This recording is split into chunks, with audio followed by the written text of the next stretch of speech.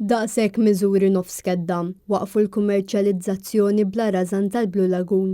Dan sostnew min qdiet b'reazzjoni għal fatt l-attività kummerċjali eċċessiva f'Kemuna qed wasal l-effetti mill-aktar negattivi fuq din il-gżira li hi sit Natura 2000. Dan filwaqt li ċ-ċittadini qed jinżammu lura milli jgawdu bl-aqwa mod din ir-riserva naturali. Waqt il-protesti li saru matul is-sajf, l-istess qdiet sejħu sabiex dajjes kummerċjali kbar jiġu projbiti. Il-kiosks għandhom jiċċeknu, il-mużika tajjat mill-istess kiosks għandha titwaqqaf fil-waqt li għandha tiġi kontrollata l-attività kummerċjali għabbażi ta' permessi u regoli stretti. Laqdiet urew sentiment ta' tħassib rigward il-fatt li l-gvern għadu qed ikompli jirrifjuta milli jippubblika r-riżultati tal-istudju milli jarej dwar l-ammont ta' persuni li tiflaħ għalihom Kemuna u Blue Lagoon. Huma għamlu referenza wkoll għal dak li kien qal il-Ministru tat-Turiżmu Clayton Bartolo meta sostna li ma jistax isir dan l-istess studju minħabba l-bidliet li seħħew fis-sajf rigward l-immaniġġar taż-żona.